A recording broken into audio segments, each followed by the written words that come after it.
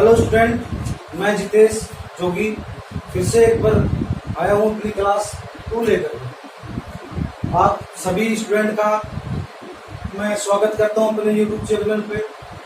तो आज हम क्लास 2 में पढ़ेंगे कि हमने पहली क्लास में पढ़ा था अपना पहला ही लेसन जिसका नाम था वही व्यावसायिक स्वास्थ्य। क्या लगा? व्यावसायिक सुरक्षा एवं स्वास्थ्य, ऑक्यूपेशनल हेल्थ सेफ्टी, वही बात कर रहे हैं। अब उसमें हमारा कुछ बच गया था तो वो आज की क्लास में पढ़ेंगे। आप सभी लोगों का धन्यवाद मेरा यूट्यूब चैनल देखने के लिए। तो आज हम दोबारा क्लास 2 स्टार्ट कर रहे हैं, ठीक है? तो मैं अभी आपको बताने जा रहा हूं। तो आज हम पढ़ेंगे फायर और फायर एक्सटिंग्विशर, मतलब आग को बुझाने वाला यंत्र, अग्निशामक यंत्र। तो आज हम इसके बारे में पढ़ेंगे। तो सबसे पहले मैं आपको बताता हूँ फायर क्या है, उसके बारे में पढ़ेंगे। तो देखो, फायर मतलब आग का मतलब होता है, अगर मैं उसका आपको इंट्रोडक्शन दूं या मैं कर दूं उसकी डेफिनेशन, उसकी परिभाषा कहता है कि ज्वलनशील पदार्थ का जलना ही आग कहलाता है। मतलब जो कोई पदार्थ है ज्वलनशील, उसको जलाएंगे हम तो वही क्या कहलाएगी? आग या अग्नि, जिसे बोलते हैं फायर, या बोल दूं मैं आग। ठीक है। अब आग जो होती है वो 3 कारकों के द्वारा प्रज्वलित या ज्वलनशील होती है। मतलब जब तक उसमें 3 कारक मिलेंगे तब वो जलेगी। अब वो 3 कारक कौन से हैं वो आपको मैं बता रहा हूं।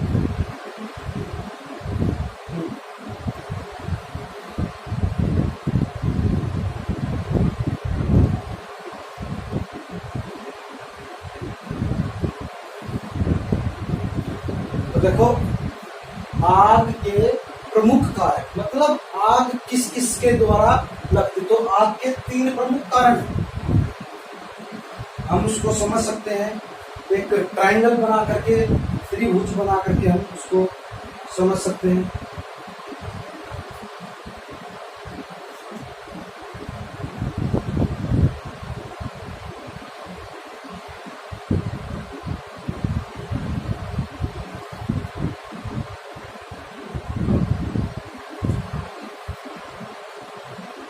तो मैं यहाँ लिखा हूं, पहला ईंधन, दूसरा उष्मा, तीसरा ऑक्सीजन।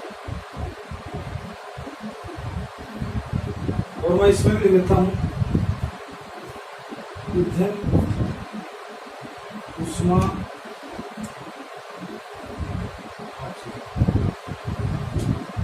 ये तीनों के तीनों कारक आग लगने, मतलब जब तक इन तीनों में से, इसकी बात कर रहा हूं, जब तक ये तीनों नहीं मिलेंगे तब तक आग नहीं लगेगी।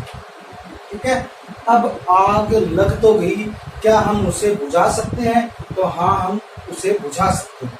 देखो, आपने देखा होगा घर पे जब आग लग जाती है तो पानी डाल देते हैं और आग बुझ जाती है। वो आग कैसे बुझती है? वो जब इन तीनों में से कोई भी एक कट जाएगा तो आग बंद हो जाएगा।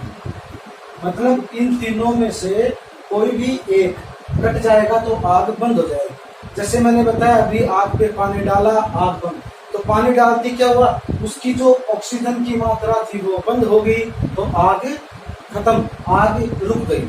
अब इसके बाद में हमारे सिलेबस में आग के कई प्रकार बताए हैं, मुख्यतः 4 प्रकार की बताए हैं, जैसे class A, class B, class C. अब मैं अपने तरीके से आपको दूसरी तरह से समझा रहा हूं कि वो कौन से होते हैं, तो गौर से देखना।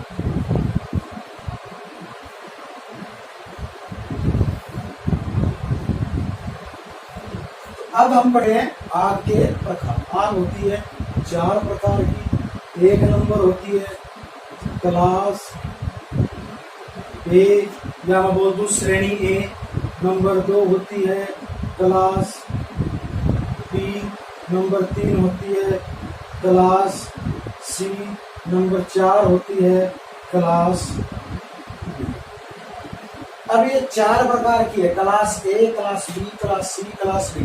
श्रेणी ए, श्रेणी बी, श्रेणी सी, श्रेणी डी।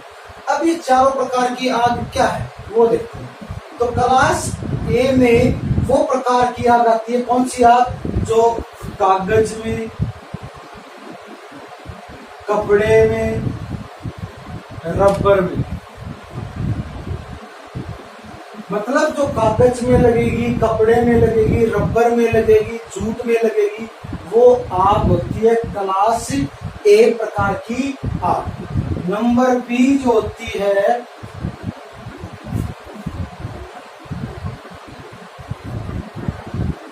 अब नंबर बी, क्लास बी प्रकार की आग है, वो लगती है जो जितने प्रकार के अपने द्रव्य हैं, जैसे पेट्रोल हो गया, डीजल हो गया, केरोसिन तेल हो गया, उन सब में लगने वाली आग क्लास बी श्रेणी की। और क्लास सी में आती है जितनी भी अपनी गैस है, जैसे मैं बात करूं एलपीजी लिक्विड पेट्रोलियम गैस, बात करूं सीएनजी संपीड़ित प्राकृतिक गैस, उस प्रकार की आग को क्लास सी श्रेणी सी प्रकार की आग में रखा गया। अब नंबर 4 की बात करूं क्लास डी श्रेणी डी प्रकार की आग में जितने भी दहनशील ज्वलनशील धात्विक पदार्थ है, जैसे सोडियम हो गया, पोटेशियम हो गया, मैग्नीशियम हो गया, ये सारे के सारे क्लास डी प्रकार की आग में सम्मिलित किए जाते हैं। अब एक बात और करता हूं मैं, जो अपनी विद्युतकार जो ट्रेड है उसमें जो आग का काम है उसकी बात कर रहा हूं। जैसे वैद्युतिक उपकरणों सर्किटों में लगी आग, कहने का मतलब बिजली में, बिजली से जो आग पैदा होगी वो भी हम क्लास डी में रखेंगे।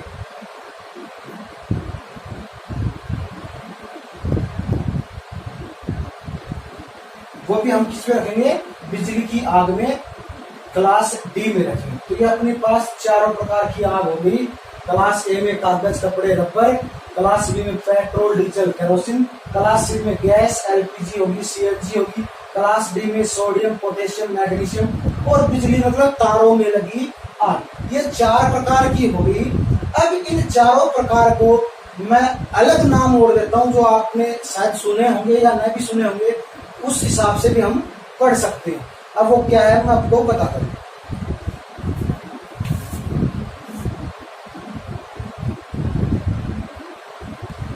अब ये तो हमने पढ़ लिया, ये तो आप किताब में पढ़ लोगे, इलेक्ट्रिशियन बुक में पढ़ लोगे, लेकिन एक अलग बात और बताता हूँ। जो मैंने क्लास ए लिखा था उसमें कागज, कपड़े, रबर लिखा था, इसको नाम दे सकते हैं हम। इसका नाम होता है कार्बोनियस, कार्बोनियस टाइप आग। और जो क्लास बी थी पेट्रोल, डीजल, केरोसिन, उसको देंगे हम oil fire liquid, oil fire liquid.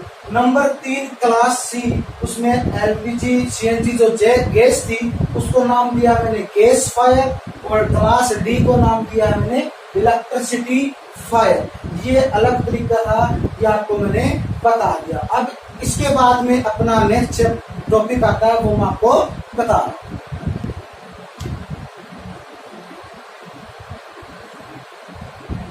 अब अपना नेक्स्ट टॉपिक चला अग्निशामक यंत्र। अब ये काम क्या आया, क्योंकि आग तो लग गई, अब आग को बुझाने का काम भी अपना। तो अग्निशामक यंत्र की परिभाषा यही है कि वो यंत्र जो आग बुझाने के लिए काम में लिया जाता है उसे बोलते हैं अग्निशामक यंत्र। मतलब जो आग बुझाएगा उसे क्या बोलेंगे? अग्निशामक यंत्र। और अग्निशामक यंत्र जो होते हैं वो भी 5 प्रकार के होते हैं, और जो आग थी वो 4 प्रकार की, लेकिन ये जो है ये होते हैं 5 प्रकार के। कितने प्रकार के? मैं लिखता हूं 5 प्रकार के होते हैं, 5 प्रकार के होते हैं। मैं आपको एक बार नाम बता देता हूं उनका। 1 नंबर पे जो आता है वो होता है जल युक्त जल युक्त अग्निशामक यंत्र। नंबर 2 होता है वो होता है फोम टाइप, मतलब झाग युक्त अग्निशामक यंत्र। नंबर 3 जो होता है वो होता है शुष्क पाउडर या शुष्क चूर्ण युक्त अग्निशामक यंत्र।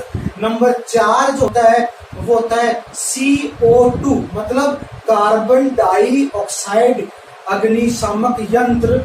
और जो सबसे लास्ट में आता है उसे बोलते हैं हम कार्बन टेट्राक्लोराइड, मतलब शॉर्ट फॉर्म CTC अग्निशामक यंत्र। तो ये 5 प्रकार के होते हैं। अब मैं इनका आगे पूरा काम आपको नंबर 1 से बता रहा हूं, वो ध्यान से।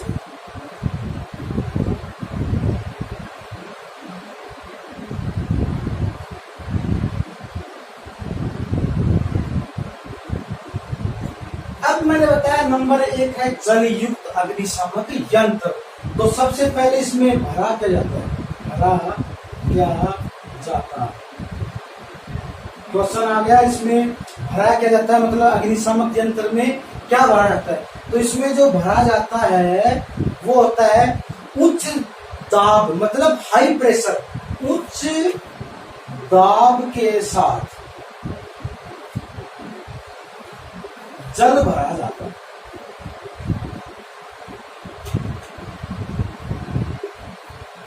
उच्च दाब के साथ जल भरा जाता है। अब जल भरा जाता है उसके अंदर, और उसका हम जैसे ही लीवर दबाएंगे तो उसके अंदर से जल की बौछार आग पे जाएगी और ऑक्सीजन सप्लाई करते ही आग रुक जाएगी।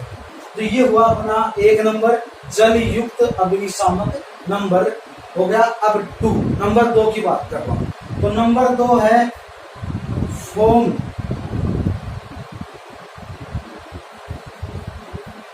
टाइप, या बोल दूं मैं झाग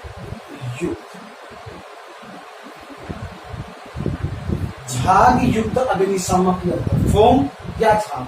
अब झाग युक्त में क्या किया हमने, इसमें पहले नंबर में तो हमने जो था वो भर दिया, क्या उस दाब के साथ जल भर दिया। अब इसके अंदर क्या भरेंगे, तो इसके अंदर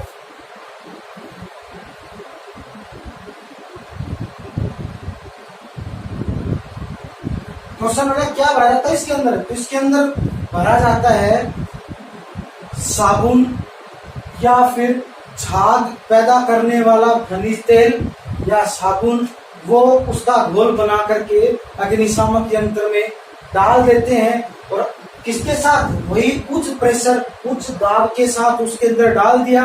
अब क्या करेंगे, जैसे ही हम लीवर दबाएंगे तो उसमें जल की बौछार न आकर के, मतलब जल तो उसमें से नहीं निकलेगा, तो उसमें से क्या निकलेंगे, झाग निकलेंगे और ऑक्सीजन सप्लाई काट करके आग की, और आग पे काबू कर लेगा। तो इसमें मैं लिख देता हूं साबुन या खनिज तेल, साबुन या खनिज तेल डाल देते हैं उसके अंदर, ये होता तुम्हारा झाग। अब नंबर 3 में आपको बता रहा हूं।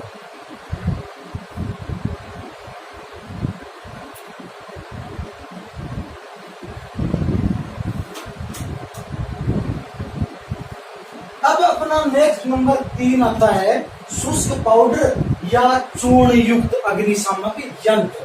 अब वही बात है, अग्निशामक यंत्र में क्या भरेंगे, शुष्क पाउडर और चूर्ण भरेंगे, मतलब या चूर्ण शुष्क पाउडर की बात है वो भर देंगे। अब ये कैसा होता है, क्या होता है, तो सबसे पहले क्वेश्चन बनता है क्या भरा जाता है, ठीक है। तो मैंने बता दिया आपको, उसमें शुष्क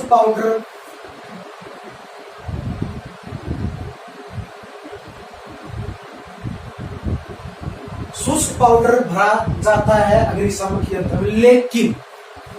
लेकिन एक बात याद रखना, क्या कि जो ये शुष्क पाउडर है ये जलता नहीं है, मतलब ज्वलनशील नहीं होता। तो क्या होता है, ये आग पे काबू करने वाला पाउडर होता है, मतलब खुद ज्वलनशील नहीं होता। तो मैं लिख देता हूं आपको समझने के लिए, यह ज्वलनशील नहीं होता, मतलब खुद ज्वलनशील नहीं होता है। अब इसको हमने भर दिया, और वही बात है उस पर ऑक्सीजन सप्लाई काट देगा, चूर्ण उस पर छिड़काव करेंगे हम तो ऑक्सीजन सप्लाई कटी और आग की रोकथाम हो गई। ये होगा तुम्हारा शुष्क पाउडर चूर्ण। अपना नंबर 4 आता है CO2 डाल। CO2 का मतलब होगा carbon dioxide. Carbon dioxide CO2 का मतलब कार्बन डाई ऑक्साइड युक्त अग्निशामक यंत्र। तो क्वेश्चन अपना वही बना, क्या भरा जाता। तो ट्रेनिज मैं यही कहूंगा कि इसके अंदर एक नहीं 2 पदार्थ डाले जाते हैं। पहला जो है वो तो है सोडियम बाइकार्बोनेट। पहला तो है सोडियम बाइकार्बोनेट NaHCO3। पहला तो ये डाल दिया। अब दूसरा क्या था, दूसरा इसके अंदर डालेंगे एक कांच की बोतल होगी, किसकी, शीशे की कांच की बोतल होगी, उसके अंदर डालेंगे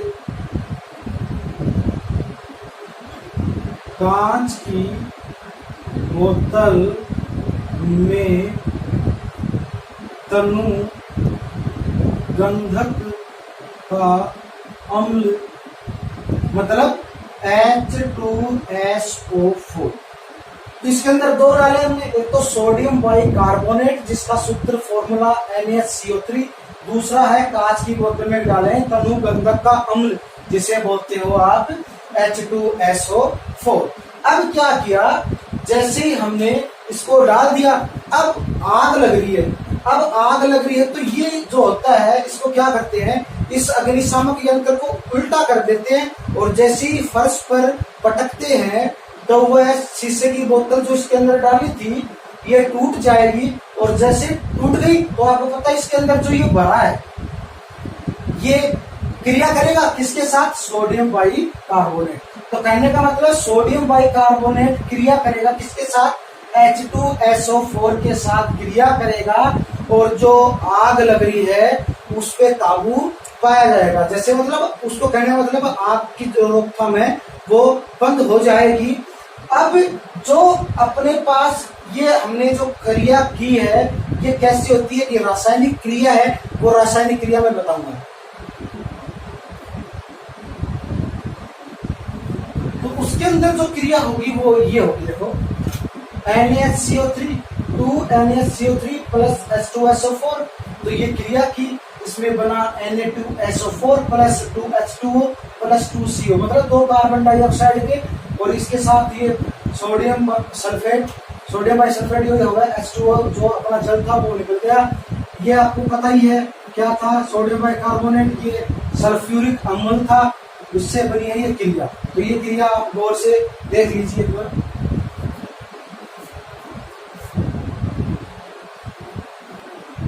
अब अपना जो लास्ट नंबर बच गया 5 था CTC। CTC का पूरा नाम है carbon tetra chloride. Carbon tetra chloride ये अपना नेक्स्ट 5 नंबर का अग्निशामक यंत्र कार्बन टेट्रा क्लोराइड। तो सबसे पहले इसके अंदर वही बात है, क्वेश्चन अपना भरते क्या है,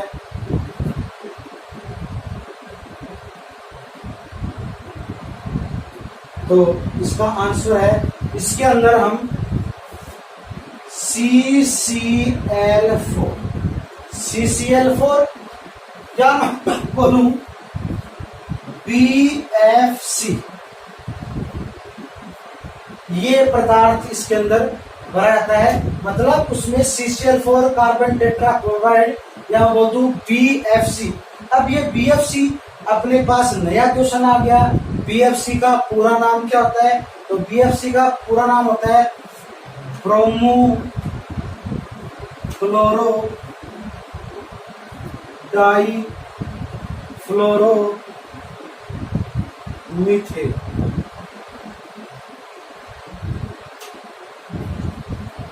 ब्रोमोक्लोरोडाइफ्लोरोमीथेन, ये इसमें डला जाता है। जैसे हम लीवर दबाएंगे तो उसके अंदर से ये निकलेगा पदार्थ और आग को ढक लेगा, उसकी ऑक्सीजन सप्लाई कट जाएगी और आग बुझ जाएगी।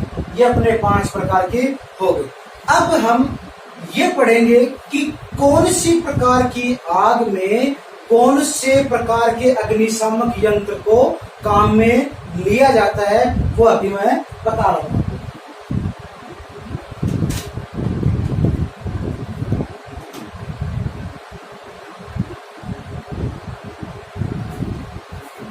तो देखो मैंने सारणी बनाई है इस तरह, तो हमने इस साइड में लिख दी आग, इस साइड में लिख दिया मैंने अग्निशामक यंत्र। तो दोबारा सुनो, श्रेणी ए प्रकार की आग को जल युक्त अग्निशामक यंत्र से बुझाएंगे। श्रेणी बी प्रकार की आग को झाग व CO2 अग्निशामक यंत्र से बुझाएंगे। श्रेणी सी प्रकार की आग है उसको शुष्क पाउडर युक्त अग्निशामक यंत्र से बुझाएंगे। और श्रेणी डी जो है वो उसको CO2 मतलब कार्बन डाइऑक्साइड अग्निशामक यंत्र द्वारा बुझाएंगे। अब बात रही अपनी इंपोर्टेंट ए, वो क्या थी कि सर जी आपने अग्निशामक यंत्र तो बताए थे 5, लेकिन इसमें बताए आपने 4। देख लो 1 2 3 4। अब अपना 5 नंबर का बचा है कार्बन टेट्राक्लोराइड। तो सबसे पहले एक मैं नोट जिसे बोलते हैं वो बता रहा हूं। जो कार्बन टेट्राक्लोराइड है उसको हम हेलान, क्या नाम दिया, हेलान, हेलान अग्निशामक यंत्र, या उसका नाम CTC, और में लिख दी तू CTC अग्निशामक।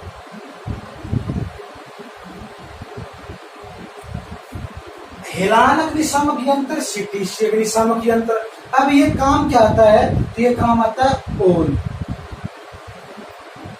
ये अपना एक इंपॉर्टेंट क्वेश्चन था कि CTC का दूसरा नाम हेलान अग्निशामक यंत्र, और ये सभी प्रकार की आग को बुझाने के लिए काम में रहता है। ये अपनी होगी अग्निशामक यंत्र और आग। एक बार आप इसे देख सकते हैं गौर से।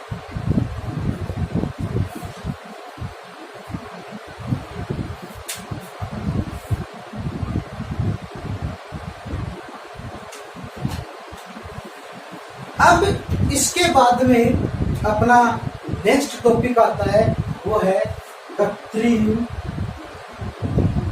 श्वास क्रिया।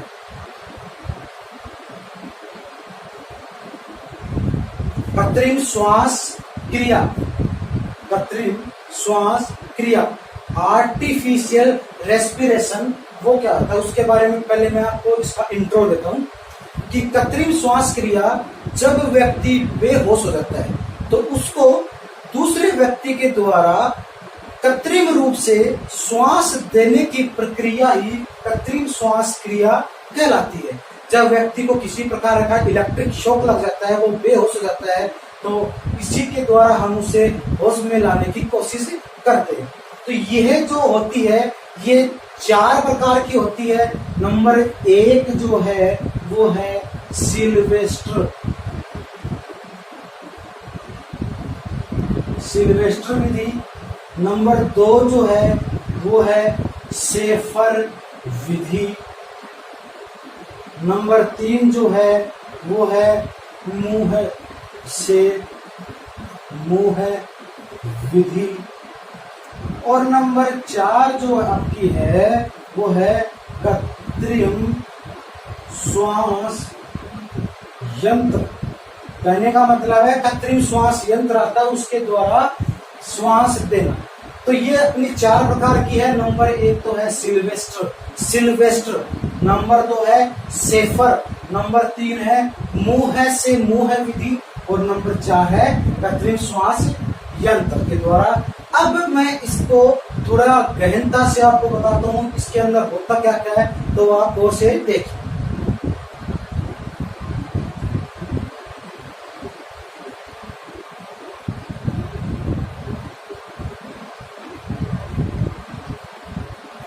अब चारों विधि होगी, तो चारों विधि को करने का तरीका क्या है? तो सबसे पहले बात करते हैं, जो व्यक्ति बेहोश हुआ है, जो पीड़ित है, पहले मतलब अब मैं बार बार उसको व्यक्ति ना बोल के पीड़ित बोलूंगा, तो जो पीड़ित है सबसे पहले तो उसका जो मुंह है वो साफ कर देना चाहिए।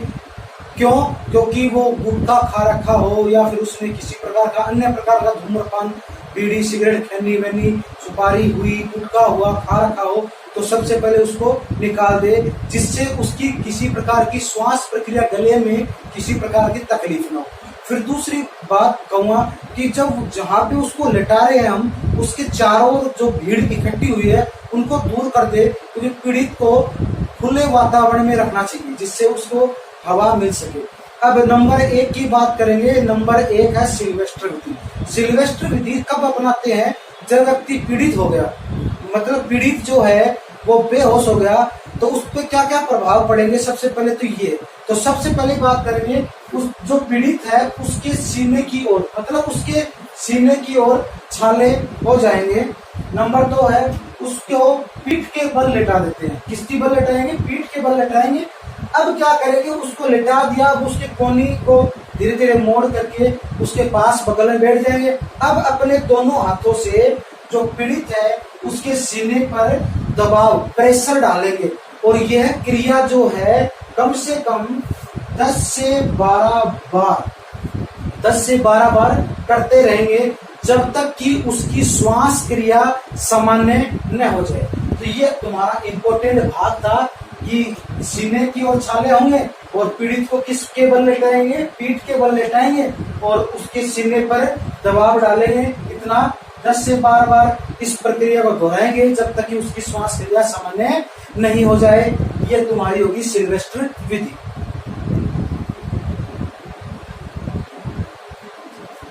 अब अपनी नंबर 2 आती है शेफर विधि। अब शेफर विधि में होता क्या है वास्तव में, तो वो देखिए कि जो शेफर विधि है वो उसमें क्या होता है, पीड़ित के पीठ की ओर, मतलब उसकी पीठ पर क्या होंगे? छाले होंगे, पीठ पर छाले होंगे, और पीड़ित को जो लेटाएंगे वो पेट के बल लेटाएंगे। किसके बल? पेट के बल। मतलब जो सिल्वेस्टर थी उसका विपरीत हो गया। उसमें तो पीड़ित के सीने की ओर छाले थे, इसमें पीठ पे उसको हमने लेटाया था, सीने के यहाँ पेट के बल लेटा रहे। अब दूसरी बात करूंगा मैं इसकी, इस पे पीठ की ओर तो छाले में, पेट के बल उसको लेटाएंगे। अब लेटाने के बाद में उसकी कोहनी को मोड़ करके उसके पास बैठ करके, और उसके जो पीठ है उस पीठ पर हम दबाव डालते हैं, अपनी समकोण बना इस पोजीशन में लगा के उसके पीठ पर दबाव डालते हैं, और 5-6 बार करके यह क्रिया कितनी बार दोहराते हैं? 10 से 12 बार प्रति मिनट। यह होगा तुम्हारा शेफर विधि। एक बार दोबारा गौर से देख लो आप।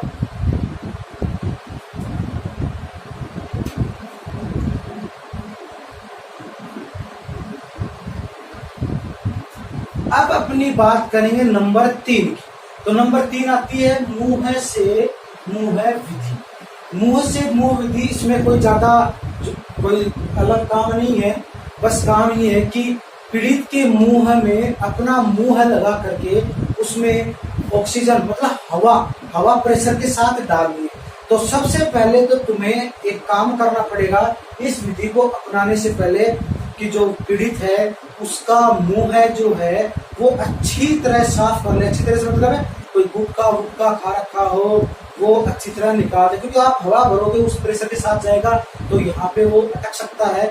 इसलिए सबसे पहले उसका मुंह साफ कर दे।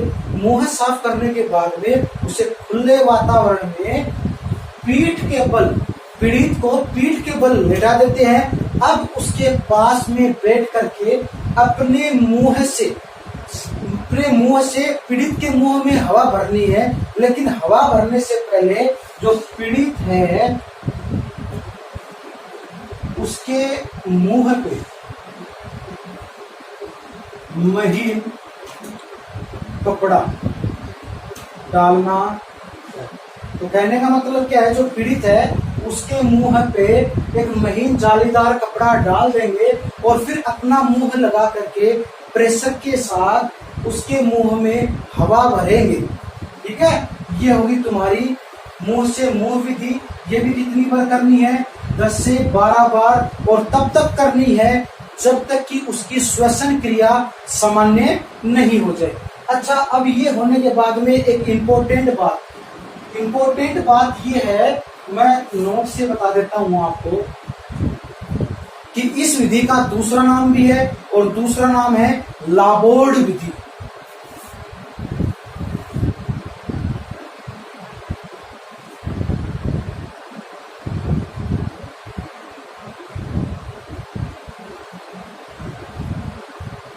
अब अगर तुम्हारे क्वेश्चन पेपर में नाम आ गया कि लाबोर्ड विधि कौन सी विधि है, तो आप लिखोगे मुंह से मुंह विधि। एक बार गौर से देख लीजिए। अब हम नेक्स्ट टॉपिक पढ़ते हैं।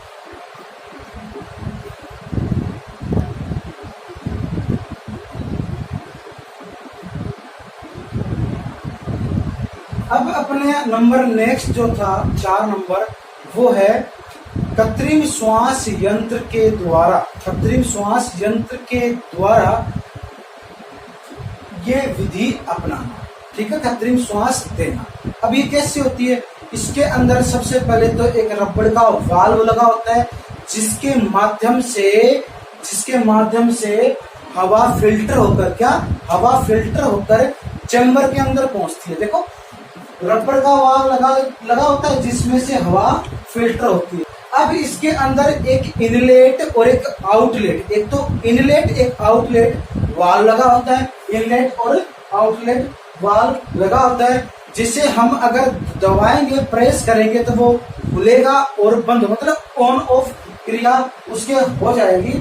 और अब क्या करेंगे, पीड़ित का जो मुंह है उस पे मास्क लगा करके उसके अंदर हवा जो है वो भरेंगे, और इसके द्वारा उसकी जो श्वासन क्रिया है वो सामान्य हो जाएगी, संपन्न हो जाएगी, और व्यक्ति होश में आ जाएगा।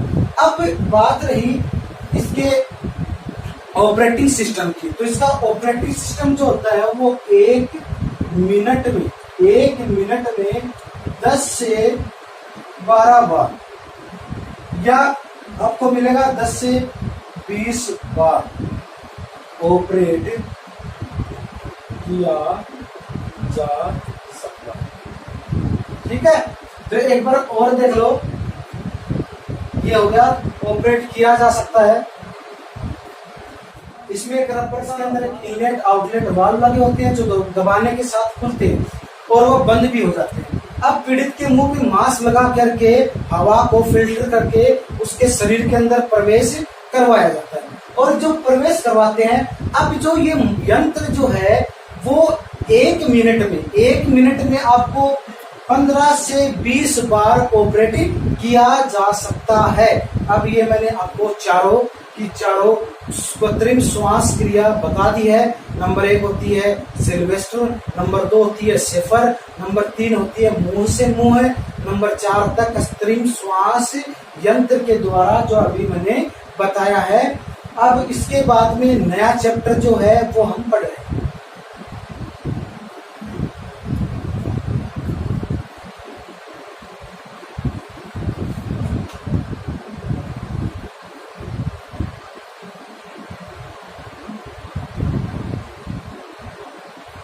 अब अपना जो नेक्स्ट टॉपिक आ रहा है वो है व्यक्तिगत रक्षक उपकरण, मतलब इसको इंग्लिश में बोलते हैं पर्सनल प्रोटेक्टिव इक्विपमेंट्स, और इसकी शॉर्ट फॉर्म जो है वो पीपीईएस हो गई। अब देखो, पीपीएस तुम्हारे पास क्वेश्चन 1 बन गया, पीपीईएस की फुल फॉर्म, तो पर्सनल प्रोटेक्टिव इक्विपमेंट्स, अगर हिंदी में बात करें व्यक्तिगत रक्षक उपकरण। अब ये होता क्या है, मैं इसका इंट्रो देता हूँ। तो देखो, कार्यशाला लैब में हम काम करते हैं। अब कार्यशाला में कितनी भी सतर्कता जागरूक रह जाएं, लेकिन इधर उधर जो वस्तुएं, पदार्थ, अपशिष्ट पदार्थ जितने भी है वो पड़े रहते हैं, तो इनके कारण हमारे शरीर को किसी भी प्रकार की चोट, किसी भी प्रकार की हानि पहुंच सकती है। इसलिए अपने शरीर की सुरक्षा हेतु ये सारे के सारे जो व्यक्तिगत रक्षक उपकरण है ये अपनाए जाते हैं। अब ये व्यक्तिगत रक्षक उपकरण कौन से हैं ये आपको मैं बता।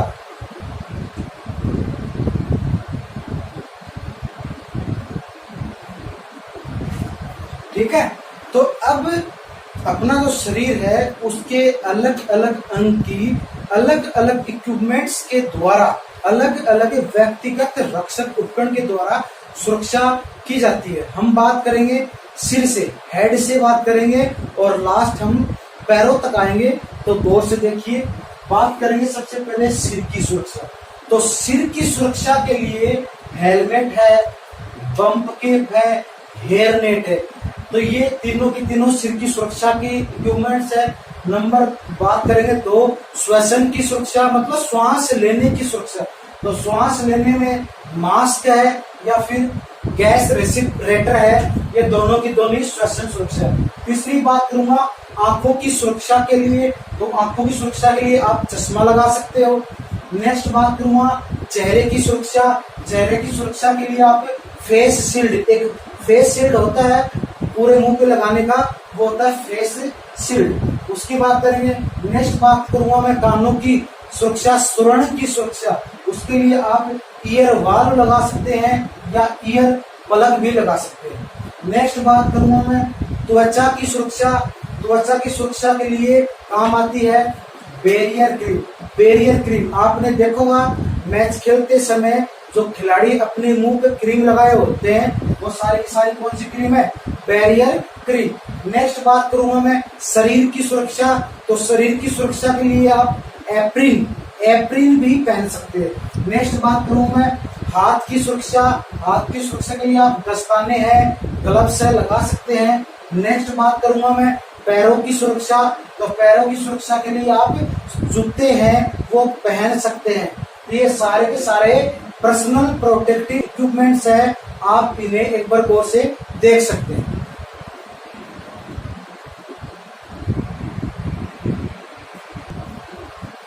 अब हमने एक का लेसन जो था अपना व्यवसायिक सुरक्षा एवं स्वास्थ्य है, आज हमने पूरा का पूरा कंप्लीट कर लिया है।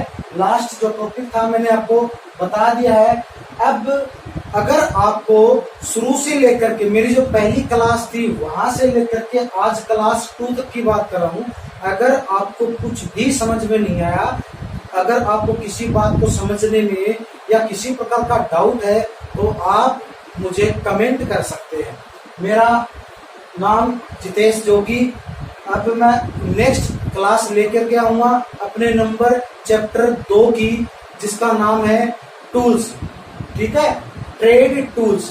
अब आप एक बार फिर से दोबारा देख सकते हैं। अगर मैं बार बार कर रहा हूं, अगर आपको कुछ समझ में नहीं आ रहा है तो आप मुझे कमेंट कर सकते हैं। अब आज अपना चैप्टर खत्म हुआ, अब आपसे मैं विदा लूंगा। ठीक है, तो अब आप देख सकते हैं मेरा वीडियो चैनल। अगर आपको पसंद आया तो लाइक भी कर सकते हैं और इसे शेयर भी कर सकते हैं और सब्सक्राइब भी कर दें। धन्यवाद।